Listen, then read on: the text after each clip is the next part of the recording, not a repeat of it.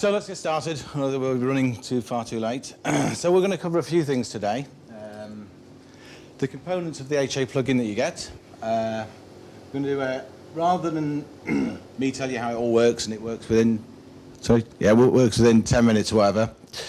We've got a little video to show you how long it takes to configure and get a cluster up and running. We're going to talk a bit about ComStar. And that follows on to iSCSI creation and failover, which is what we do with iSCSI for both fiber channel and normal iSCSI, IP iSCSI. What we do for data protection, and ignoring the last bit, we've got a few slides on our next release, which comes out with version 4. So these are the components of the HA plugin. In purple is what's known as RSF1, which is the Resilient Server Facility, and that sits completely separate from anything to do with any other programs in the system. It's just it runs in user land and basically hopefully is completely disjoint from any of the Nexenta stuff when first installed. So the first thing you need to do is set up heartbeats between the two Nexenta nodes. And we support 3 types of heartbeats, although these are not simple pings between each machine.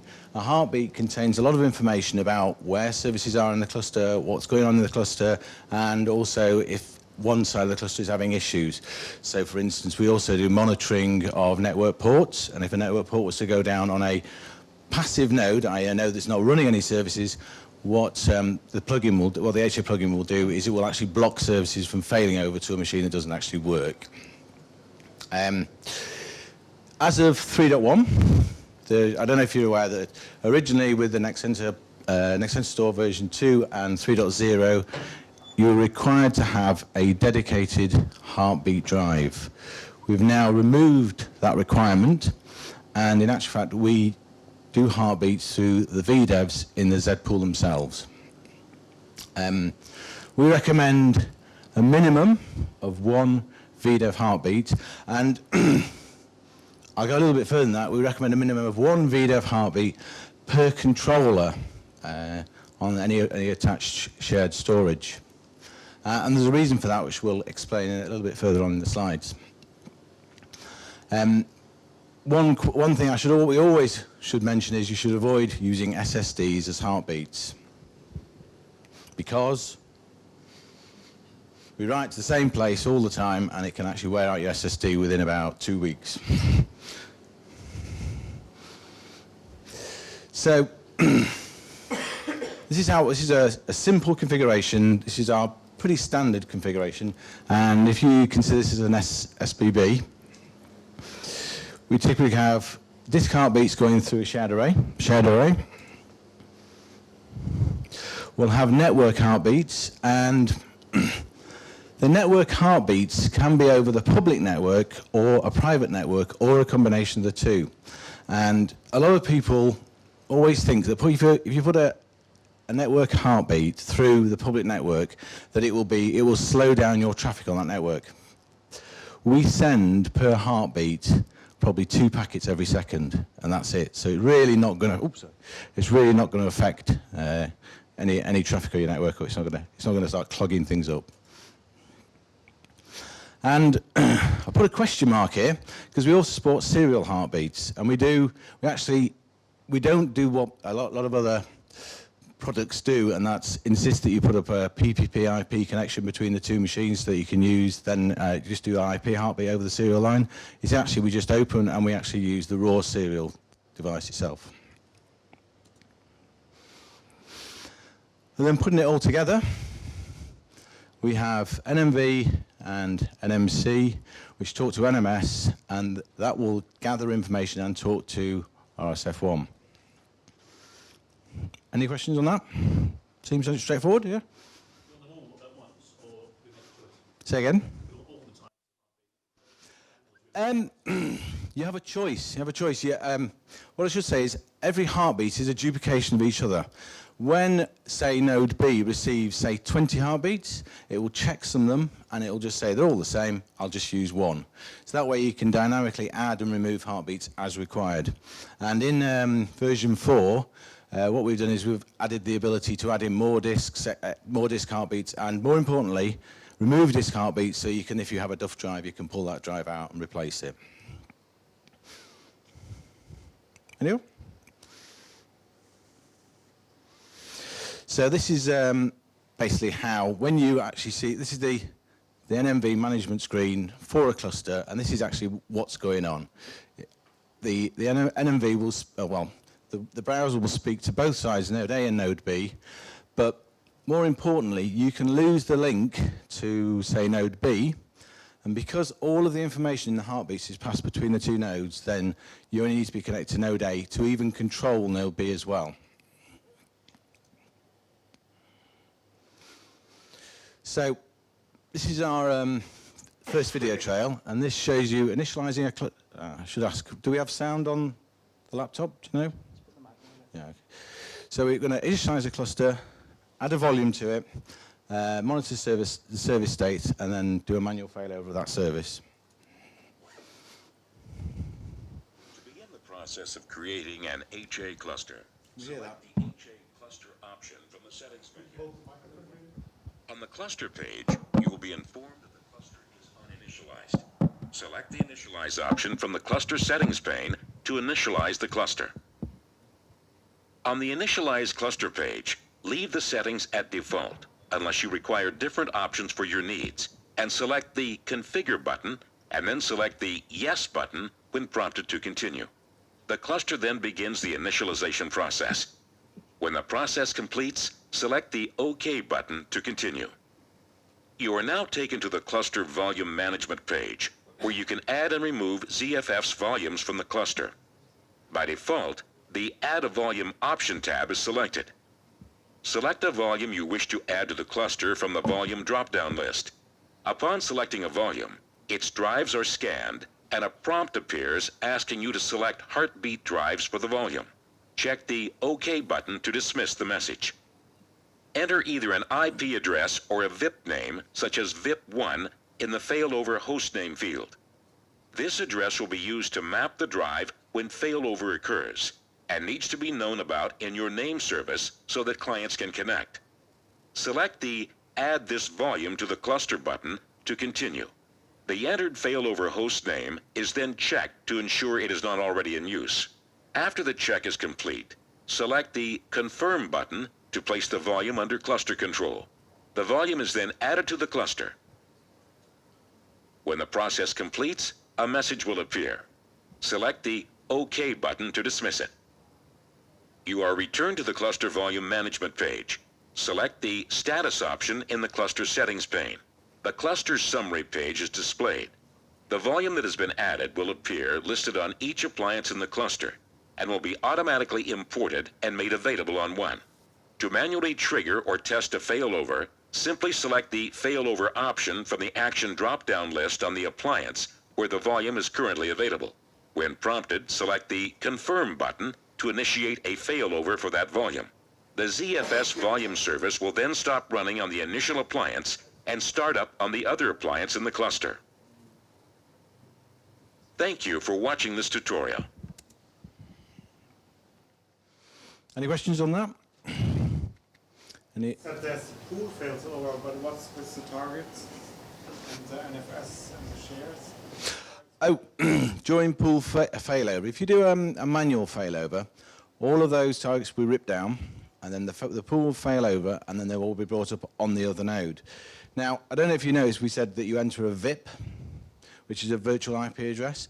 All your clients should point to that virtual IP address. And then the client's going to say, for instance, NFS. They will see the NFS server go quiet, not responding, not responding. And then as soon as we put in that VIP address on the new node, then a reverse ARP, a gratuitous ARP is done, and all the clients pick up that it's now moved to another MAC address, and then they can start accessing it and just go. So that's done pretty seamlessly. The only thing I would say about that is that that's not as simple for iSCSI, and we need to cover iSCSI as well. With iSCSI, you will connect via a VIP. But if you connect to a fiber channel, then you'll be connecting to a WWN, and the WWN will not move between nodes. So what you need to do is implement, and this is new for version 4, something called a LUA, which is the Asymmetric Logical Unit Access. And what that does is it provides paths to both nodes, to each ComStar port. Is it? Each target. Yeah, to each target. And one will be in a standby mode, and the other will be in a ready mode. And if your client, which most clients do now, supports a LUA, your client should be told, well, your client will connect to these two and see one's ready, one's standby. Therefore, I will start using the ready one. And then after a failover occurs, it'll then start using, well, the standby one will become a ready one, and then the ready one will become standby. One of the other interesting things that this provides you with is that you can, when you configure your client, you should put a path checker in there. And a path checker is something that will check the path to both the standby node and the ready node. The important point being that if you have a standby node, you want to make sure that should you do a failover to that, the path to that standby node is working. One thing you should know about a LUA that's supplied with CFS and OpenStorage, or Illumos now, is that it does not support redirection. So if you start, your path checker is it the read block? Read sector 0. Yeah, read sector 0 path checkers do not work because read sector 0 on a standby node returns an IO error. So what you need to do is issue a TUR, which is a test unit ready. Okay? One of the other things that we do on failover as well is that we have what's known as a map manager. And the map manager is responsible for creating and destroying views so that those views are the same on both nodes when they get recreated, because the view information is held locally on each node, and if you don't save that and move that over with the volume, then you lose that view information. So this is what can happen. You basically have two views. We have backing store, two views going to client 1 Linux, client 2 which is Windows. I'm going to skip this one, by the way, because we don't want that to... so we've got two views going to two clients, client 1 and client 2. Should client 1 go down without Map Manager, this is what can happen. You can get the view going to the wrong client. And so what will happen is the Windows client will see an NTFS file system, an ext3 file system or something, and will probably not understand it, and the Linux machine will see an NTFS file system and probably format it straight away. As all good Linux users should do. So what Map Manager does is make sure that that does not happen, and that all happens in the background for you. And Map Manager is quite tightly integrated with the ComStar plugin that comes with the NexentaStor as well. And ComStar will talk to Map Manager every time it creates views, it'll save that information, and it saves it on the volume, so that whenever you take that volume or fail it over to any node, that mapping information will be picked up. Importantly as well is that when you have a single node, you don't have any clustering at all, this information is still saved with the volume. So if you then decide in 6 months' time, I'm going to cluster this volume and make it HA, you don't have to recreate all your use from scratch. All that information is already saved. It just picks it up on failover. So we're going to skip this because we're running a little late. One of the things we want to talk about as well is how we safeguard the data to make sure that when a failover occurs, you don't get what's known as a split brain, which is where it's bounded on both sides, because as soon as a volume is imported on both sides, that volume becomes corrupted. So we do what's known as MHDC, which is the multi-home disk controller. And this is has a number of step sequences to it to ensure that you will never, ever have a volume imported on two nodes. The important thing is that the cluster does this for you. This will not happen if you go manually import a volume. And if you try, and the only way to manually import a volume is to break down to the shell. If you try and import a volume from Nexenta NMV or NMC, it will prevent you from doing that because it'll say it's a clustered volume. So, MHDC provides us with three mechanisms. One's called queue reserve, one's called fail fast, and then obviously release. And what that does is queue reserve issues a SCSI reserve on your drives.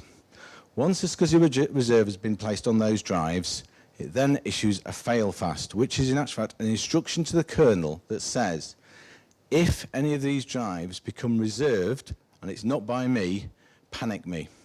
And then the last operation it does is then releases the SCSI reserve. And then followed by importing the pool, doing all the good things and bringing your service up and running.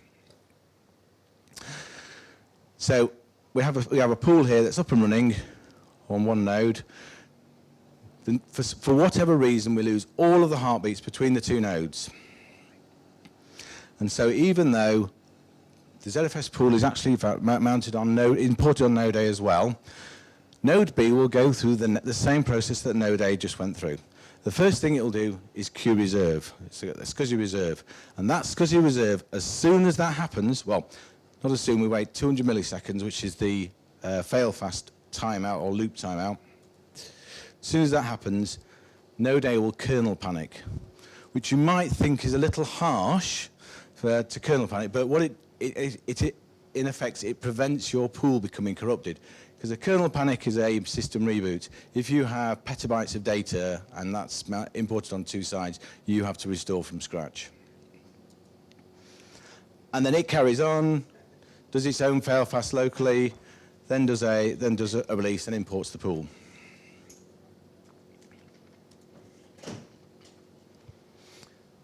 Okay, so what we've got here is, what we wanted to do is throw a few slides in from the upcoming version 4 release. So what we're adding with this is the ability to modify all of the heartbeats. I know it's something that everyone's wanted for quite some time. So this allows you to modify what's known as volume heartbeats, which is the heartbeats between the drives, between nodes, and the appliance heartbeats, which are not tied to any particular volumes. They are the serial heartbeats and the network heartbeats. So when you first start up the heartbeat tab, what it does here is, I don't know if you can see clear enough, there's three pools here: test, Volo 1, and add pool 1. And add pool 1 is a secondary pool associated with Volo 1. And what that means is, when you fail Volo 1 over, then add pool 1 will also follow it. And there is no limit to the amount of pools you can bind together with one master pool. The next thing it does is it scans all of these volumes and gives a list of all the VDEV drives that are available for heartbeats. So one of the things I mentioned before was what you shouldn't do is choose an SSD as a heartbeat drive. And so what we've implemented here is you can hover over each drive that makes up the pool, and it will tell you vendor, product, size, GUID, etc. What would be nice is if we could say it's an SSD, but there is no unique information we can grow out of there. But you should know what drive you've got in your system. And as you can see, next to each drive there is a red plus or a red minus or a green plus. The green plus means it's not a heartbeat drive, but if you hover over it and right click, you can then make that into a heartbeat drive. And similarly with the red minus, you can right click over that and then you can remove that as a heartbeat drive. So say for instance you have these two drives, one of them's gone duff, you want to take it out of the cluster, replace that drive. This is how you do it. You right click, remove the device. You can choose another one, or you can just leave it removed, replace the drive, put it back in, and add it again as a heartbeat drive. And the same goes for the appliance heartbeats between the two machines. When you hover over any of from any of these machines, you can right-click again, and you get a context-sensitive menu that allows you to add serial heartbeats or move serial heartbeats. And similarly, we have also the same for network. It allows you to add network heartbeats and remove network heartbeats. Now, one of the things we're always trying to do is make things as simple as possible. So when you initialize your cluster, immediately you get network heartbeats between the two nodes on the SSH-bound interfaces. A lot of people don't like this, so this is where you would then go and change that. So you can, if you have, say, a couple of private networks with a back-to-back cable, you'll see them in here, and you can just add those two as heartbeats, remove the main one, save that configuration, and away you go. And this is all done dynamically without affecting running services. And one of the other things that we've added for version 4 is every single tab on the left-hand side now comes with a context-sensitive help screen, which gives you a hint of what's going on that page. And there's also a small bookbinder icon on the top left of the screen that allows you to go straight to the FAQ, which gives you full documentation of what you're about to do. So that's the end of what time are we on now? Okay. So any questions from anyone? One of your first slides saw, or the impression was made that the sort of volume heartbeat went through NMS. Is that technically also true? No, the volume heartbeat doesn't go through NMS. It just purely goes through the pool itself. Using a little bit of magic, which is there's a blank space in all VDEV labels that we can use to read and write. You mentioned that if we're doing network heartbeat over the top of the public IP, there's not much performance implication. What about for a VDEV? What's the implication? Absolutely, very, very minimal. We're talking 2 blocks written every second. So our heartbeats are written every second. So you will get, for every disk heartbeat, you'll get 2 writes from either side, a read and a write. So one will write, and then it will then read from the opposing block that the other one has just written. So it's just 4 reads and writes per second. And I believe Andy's got some real case on that. It is actually possible to have VDEV disk heartbeats interrupted under heavy ZFS I/O. So it's possible that you might get one odd error message every once in a while saying you lost a disk heartbeat. We actually have to lose more than 1 heartbeat. We have to lose a minimum of 3. And we have to lose all of the heartbeats for those 3 before we're going to trigger a failover. So I've never seen the event where that's actually causing a problem. The only time that we do have a problem is, and some of you that were here last year, we talked about Metro cluster. When we do this over a wide distributed link, we have to modify some of the heartbeat timings to take account for the latency in the WAN link, potentially losing us a heartbeat. So for those of you that do have clusters, if you get the odd heartbeat missing, you will generally be able to correlate that to very heavy ZFS I/O, ZFS send and receive streams kicking off, or your disks going 100% busy, or a really huge ZFS flush. But like I said, loss of 1 heartbeat, not a problem. Loss of multiples. If you notice lots and lots of multiple heartbeat error messages in your appliances, please call your local SEO support and we'll investigate if there's a problem. And as Andy said, you have to lose all of your heartbeats. So even it's one of the reasons we always say stick a serial heartbeat on there. It's just a back-to-back 2 and 3 cross 7 straight through cable that no one ever touches. And what we used to do on site is screw it in and then snap the screws off, and that stops them pulling out. So any more questions? As for the fiber channel failover, you said you need some special commands. So in with VMware, is it all with the vSphere? You don't need any special commands, because what happens is that in the new version 4 release, you have a small checkbox, just one checkbox that says make this cluster Allure aware. You tick that box, and that's all you need to do. On your clients, when you try and find the view that someone's just created, you will see 2 views. You will see that view available from 2 different WWNs.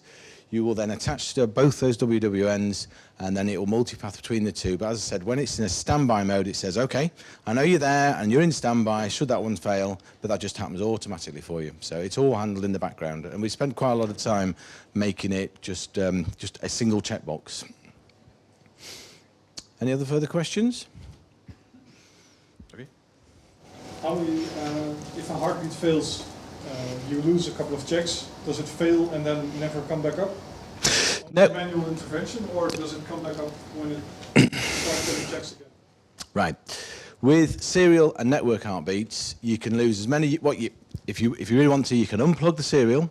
You'll go to the NMV status page. You'll see that the network heartbeat will be marked in red as down. As soon as you plug it in again, it will recover. Now, one of the things that we do have, and that's the same for serial. For disk, it's a little different in that when you start having failed heartbeats on a drive, rather than give that drive a load of hassle, we just do what's known as a back off. So we'll get a disk IO error on a drive, we'll then back off and not try and do a heartbeat for 5 seconds. Then if that one fails, then we're back off to 10 to 15 to 20, all the way back to about 2 hours, I think. And then it will then try every 2 hours. And this is basically so you don't start thrashing a drive that's dead, okay? So, yeah, in effect, but as soon as that drive comes back again online, it just carries on normal without any issues. If you can assign a virtual IP to one pool, you assign more than one, and the second question, will it be assigned to the right VLAN, if it has more VLAN? Yep. You can assign, so to a pool, you can have as many pools with one pool as you want, and you can add and remove them dynamically.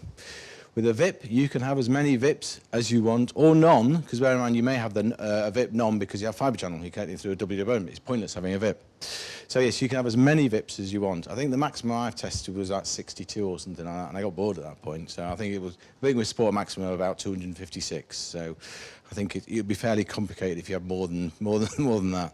And as for VLANs, yeah, we support VLANs, aggregated interfaces, aggregated VLANs, and we have customers out there that are using it at the moment as well. On the creating the cluster link, there seems to be an affinity between a set of drives and a VIP.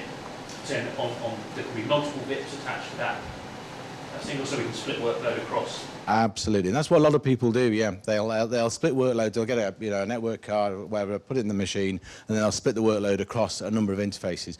So that's shame I haven't got the slide. When you add a volume, there's a number of things you do. The first thing there's a number of things that are done by default, and that is it will select what's known as the primary node. And that means if two machines boot up at the same time, one of them is going to say, well, I'm the primary node for that service, I'm going to start that service. The other thing you do, and that again it's done by default but you can change it, is it chooses the network interfaces that you want to plumb the VIP into. So that's why if you had 4 or 5, you have some aggregated ones, or just some normal ones, and you have a private one, or you have one that goes especially to accounts or something, you want to keep that all separate from everyone else, then you just will select that from the drop-down list. So you can have as many VIPs as you want on any interfaces and as many pools with a pool. So that's all failover at once? All failover at once. Yeah. Just to be clear, we assign a VIP service to a pool, right? So it's tied to a pool. It's not tied to specific disk devices. It is tied to specific disk devices, but it's the ZFS pool. So you could have 20 pools on an HA cluster, and you can assign different VIPs to all of them. I mean, the options are endless in terms of flexibility for doing that, and you can choose that some of them fail over and some of them don't. So we do have some customers running HA that have VIP services and pools that are assigned in HA mode, and they have other services that stay local that don't need to be fault tolerant. And that does remind me, one of the things that even catches us out when we do this is that you'll create a pool, and you go, great, I've got a pool there, and now I'm going to add it to the cluster, and that pool never appears in the drop-down list. And the reason being is that all VDEVs uniquely identified by GUIDs must be able to be seen from both sides, and before you're allowed to add a pool, it will then go and check that pool. It'll interrogate the pool on one side. It doesn't have to be imported or matched or anything. It'll interrogate that pool, get a list of GUIDs, and then make sure those GUIDs can be seen on the other side before it will add that. So what will happen is you may have, and this is what I always do by mistake, is I'll add 12 drives off an array, and then and then one of those 12 will actually be a local disk on the machine. And then when you try and cluster that, it goes up. I can't do that, and it won't be in the drop-down list. And that's probably one of the most frequent questions we get. That's the reason why. So I'm sure we should do something a little better about the pop-up when we do that. Oh, I think you didn't mention how many nodes you support. How many nodes? Are we allowed to do that? You can take the heat on that, yes. So I'll take the heat on that. Currently in the GUI, we support 2 nodes. Our friends at RSF support up to 16 nodes in a cluster. Special PS engagement, if you need to do more nodes, please contact us at Nexenta. We do have customers running multi-node clusters, and I believe we have some plans to do multi-node cluster in the GUI further down the line. We do indeed. Yeah, at the moment, if you would say wanted a 3-node cluster, that would be a PS engagement. And all the PS engagement will do is come along, discuss with you where your heartbeats are going to be, what heartbeats you want to set up, and then it will produce you a configuration. That configuration will then be written onto all your cluster nodes. And then at that point, you can control it through NMV. So at the moment, the status page in NMV will now control more than 2 nodes. So, I mean, I've been controlling 16 nodes in the office, fine. And you can use that then to fail over between nodes in the cluster. But that PS consultancy is very expensive, have to tell you that now. Was it you? You don't charge expenses as well. I have 7 kids, I have to pay. And seven lunches usually, yes. Any other questions? So I'm aware we're, what time are we on now? So I believe we have drinks outside the veranda or whatever at 5 o'clock in 4 minutes. So, over 5:30 is right, yeah. I just want to escape. I have recently a question from a customer.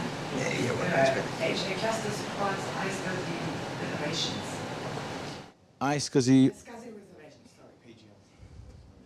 Oh no, we don't use PGR3 reservations. Yeah, we just use SCSI 2 reservations because we don't need persistent reservations because we have MHD that does fail fast in the head. So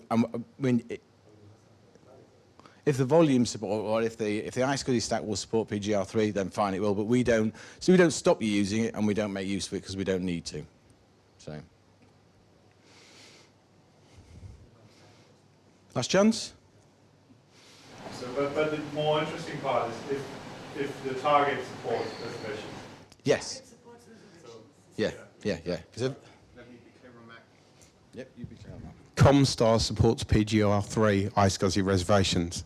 The cluster, when it reserves the cluster, only uses SCSI reservations. And there's a reason for that, is that we don't want to get in the way of people that want to use PGR3, quite simply. On the same VDAs as you did? Say again, sorry?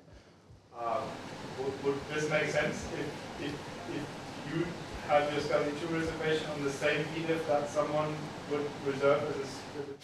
But the point is that we don't have persistent SCSI 2 reservations either. We only use SCSI 2 reservations just to trigger the other node to say, whoa, someone's messing with these drives and I need to panic. As soon as that's happened, we release the reservations, done and dusted. So the reservations will exist for 5 seconds or whatever, then disappear. But we never actually, we never actually maintain those reservations or use PGR3 or prevent it. So the clue there is in the release. Yeah. So Ian Failfast is a nice kernel thing that allows you to say, here's a drive, I want to issue a failfast on that every 200 milliseconds. And what that really means is every 200 milliseconds, the kernel will look at that drive and say, have you been reserved? And if you have, it then just goes panic, end of story.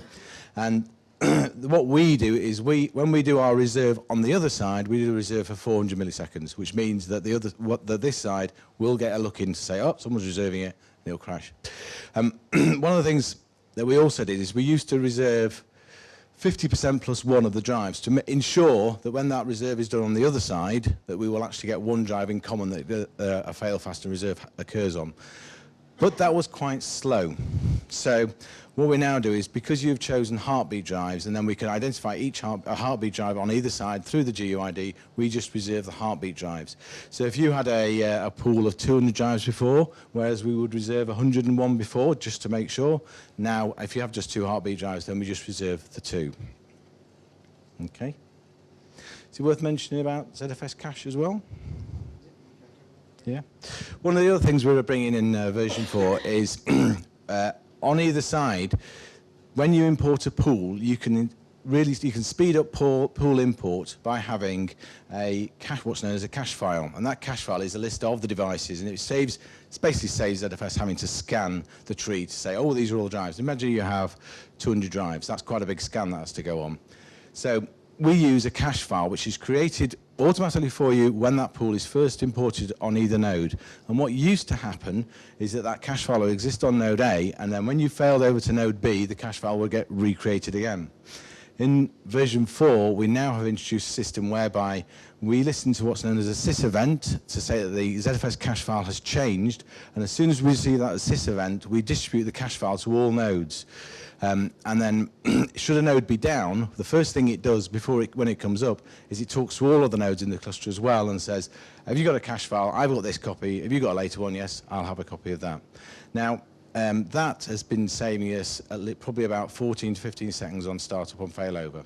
And the reason for copying it round is if ZFS imported a pool and it had what's known as a stale cache file, i.e. it's an old one that hadn't been updated, then what would happen is it could take up to 10 seconds to exit and say, no, I can't use that cache file.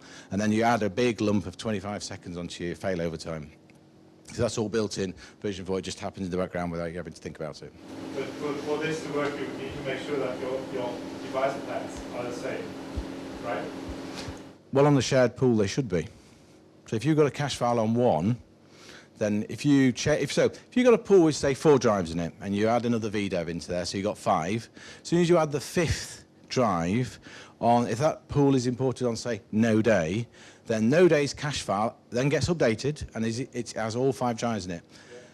Node B, before, had a cache file with just 4 drives in it. But it could be, if you have one machine that's 2 controllers, 1 and 3, then it could be that the controller number assigned to MPX is different.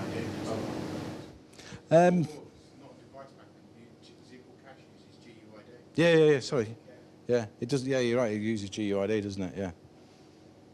The GUID uniquely identifies them. Specific path that uses the GUID that's stored in the ZDB label. Okay, let's take this offline. Yeah. Have a different opinion. Oh, okay. Need to leg it after this. Any other questions? Oh. It's a remote resilient framework. I didn't heard of it. RSF. So. Oh, what does it mean? A resilient server facility. For want of a better name, to be honest. Oh, RSF.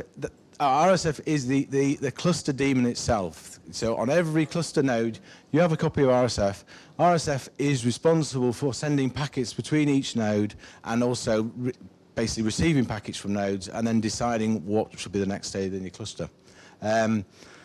RSF is very much, one of the reasons that we try and keep RSF very separate from everything else in the system is that we don't want other things in the system to cause us to fail.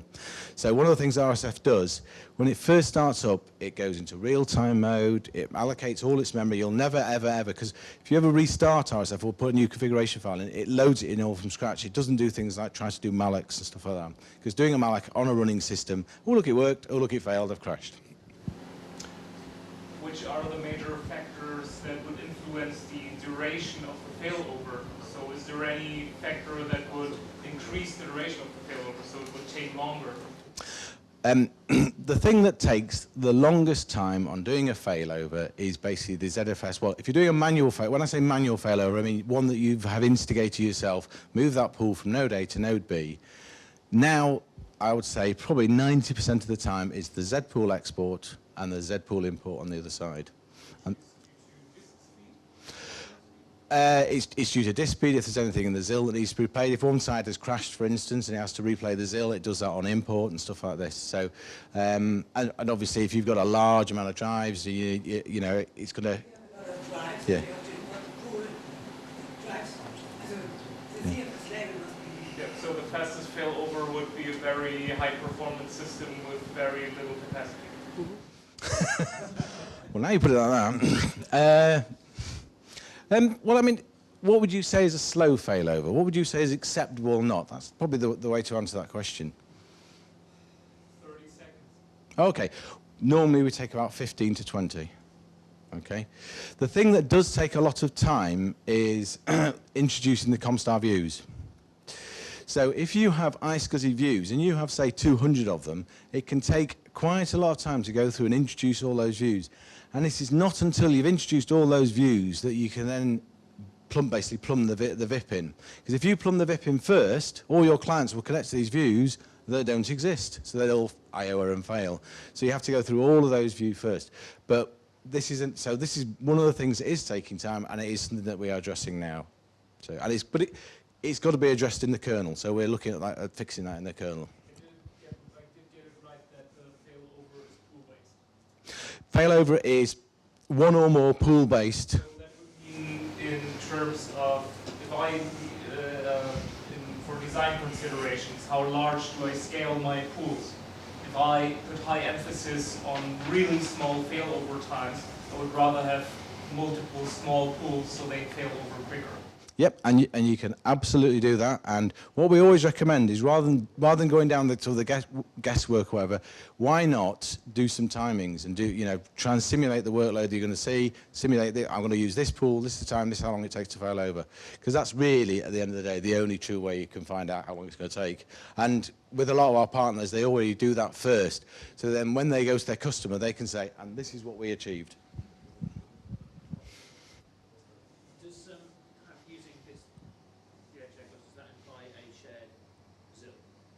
It does imply a shared ZIL, absolutely, yes. So our friends at, like, say, for instance, DDR Drive, where they sell what is it? PCI Express. Yeah, PCI Express-based accelerator, ZIL accelerator, that fits in your PCI Express bus. Then when you fail over, it's not available on the other side. I know they are doing some work because I think that his most hated question is, what do you do about HA? Nothing at the moment. So what he is actually doing, trying to make, well, he has a product in place that's going to be released probably in the next year or so that will allow to have ZIL, PCI-based ZIL, external and shared between the two nodes. So, but I think he has to fabricate that yet, so don't hold your breath. But a lot of people use, is it Zeus RAMs in? Yeah, a lot of people just stick Zeus drives in as SAS Zeus drives, and they're pretty performant, aren't they?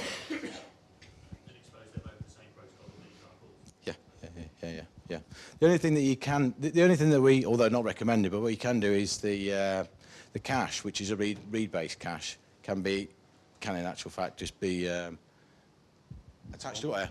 Can be just on one node, and then what some customers do is they have cheap, fast read cache on both sides, i.e. stick loads of memory in there or whatever, and then because it's a read cache, then when it fails over, it just rebuilds the read cache. But you do want to change that, don't you? So basically, Paul talked about the STEC Zeus drives. They're a RAM-based drive, so it's mainly RAM. It's supercap backed to flash, but it's available over a 6 gig SAS bus. So we can just add it into the Paul devices. It gives us a low latency device that's never going to wear out as the ZIL, and it's about the right size. It comes in 8 gig, which is almost perfect ZIL size. With regards to cache devices, I always personally recommend that you put the cache devices in the pool. A couple of reasons for that. Number one is you don't have to buy 2 lots of them for each side of the head. Secondly, the cache device is going to get cleared out on a pool failover event because a pool import L2ARC is not persistent. Okay, if a failover pool happens, we don't keep the cache warm. The cache goes cold and gets warmed up again. Okay, so it's not like you're going to keep the cache. However, there is some work going on with persistent L2ARC. Now, if you want the cache to remain warm, by definition, you're going to want it to move with the pool across to the other side. So my recommendation in the design architecture course that we do is always to put all of the cache devices in the shared storage layer, at which point you solve for both problems. That's on our roadmap. We don't have a timescale for that. And it's also not warm cache failover, because when your machine crashes, even if it's not clustered, you're going to lose your cache. Yeah. So it's a big plus for everyone, isn't it? But you can populate your memory cache, your ARC, faster from the L2ARC. Yeah. Absolutely, yeah. One thing I don't know if it came over is that although we are, for Nexenta, we do 2-node clusters. When we do 3-node, 4-node, 5-node, if required, then you do not have to have dual home disks. You can have an array in the back end that's providing just a JBOD array, and then that array could fail over between all 5 nodes. We don't place that restriction. So you know what you want to configure is as flexible as you want. Any other questions? Right, should we move on to the test? Okay, apologies for running a bit late. We thought we'd get at least 5 minutes to set up, but I think the previous one ran a bit late from the previous one. So it's a 5:30 outside for drinks and nibble. Yeah, so we think it's 5:30 outside the drinks. No other questions? Okay, thank you very much.